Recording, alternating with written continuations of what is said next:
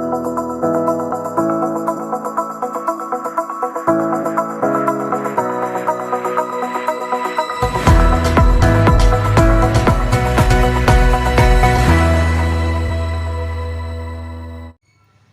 friends, welcome to 4-Star Studios. வாங்க இன்னைக்கு இந்த வீடியோவில் ஹோட்டல்லலாம் நமக்கு இட்லி வெண்பொங்கல் அதோட சேர்த்து கொடுப்பாங்க இல்லையா சைட் டிஷ்ஷாக கெட்டி சட்னி தேங்காயில் அரைச்சது. அந்த சட்னி எப்படி நம்ம வீட்டில் அரைக்கலான்னு பார்க்கலாம். என்னதான் நம்ம வீட்டில் வந்து தேங்காய் சட்னி அரைச்சா கூட அந்த ஹோட்டலில் கொடுக்குற அந்த கெட்டி சட்னியோட டேஸ்ட் வந்து நமக்கு வராது. அது எப்படி செய்யலாம், அந்த ரெசிபியை எப்படி செய்யலாம் அப்படிங்கிறத இன்றைக்கி நம்ம இந்த வீடியோவில் பார்க்க போகிறோம். ரொம்பவே ஈஸியான ரெசிபி தாங்க. நான் சொல்கிற மெஷர்மெண்ட்ஸில் எல்லா பொருளும் சேர்த்து அரைச்சி பாருங்கள்.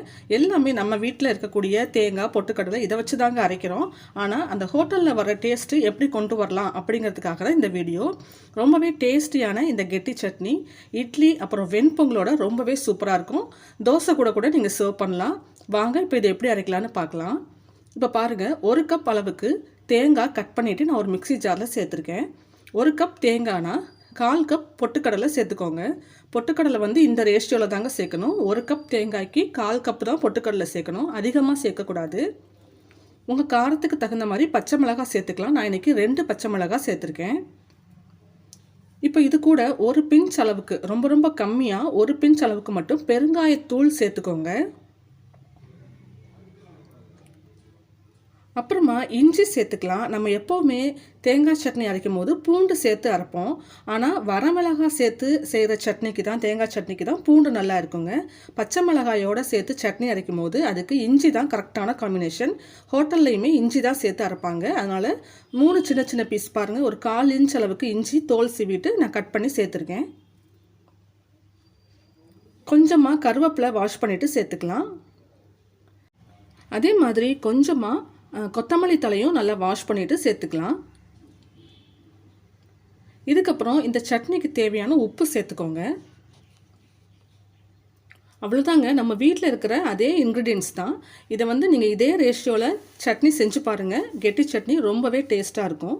இப்போது தண்ணி எதுவும் சேர்க்காம முதல்ல இந்த எல்லா பொருளையும் சேர்த்து மிக்ஸி ஜாரை க்ளோஸ் பண்ணி ஒரு தடவை நல்லா அரைச்சி எடுத்துகிட்டு வந்துடலாம். தண்ணி வந்து இந்த சட்னிக்கு கம்மியாக தாங்க சேர்க்கணும். பாருங்கள், தண்ணி எதுவும் சேர்க்காமல் அரைச்சிட்டு வந்த பிறகு இப்போ கொஞ்சமாக தண்ணி சேர்த்துக்கோங்க. ஒரு 1/4 டம்ளர் அளவுக்கு மட்டும்தான் நம்ம மொத்தமே இந்த சட்னிக்கு தண்ணி யூஸ் பண்ணுறோம்.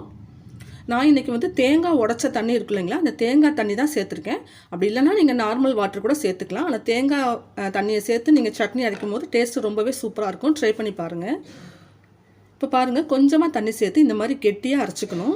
ரொம்ப நைஸாக இருக்கக்கூடாது சட்னி. கொஞ்சம் குறப்பாக இருந்தால் தான் டேஸ்ட்டு நல்லாயிருக்கும் இந்த கெட்டி சட்னி.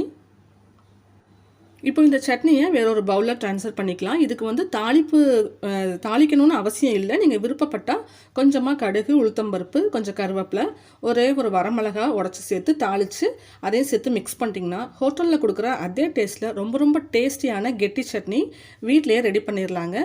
இட்லி கூட வெண்பொங்கலோட சேர்த்து சர்வ் பண்ணி பாருங்கள். தோசை கூடயும் நல்லாயிருக்கும். நான் இன்றைக்கி வெண்பொங்கலோட தான் இந்த சட்னி ரெசிபி செஞ்சு சர்வ் பண்ணேன். ரொம்பவே அட்டகாசமாக இருந்தது. நீங்களும் இதே மாதிரி ட்ரை பண்ணி பாருங்கள். இந்த வீடியோ உங்களுக்கு யூஸ்ஃபுல்லாக இருந்தால் வீடியோவை லைக் பண்ணுங்கள், ஷேர் பண்ணுங்கள். நம்ம சேனல் 4-Star Studios-ஐ சப்ஸ்கிரைப் பண்ணி வச்சுக்கோங்க. தேங்க்ஸ் ஃபார் வாட்சிங்.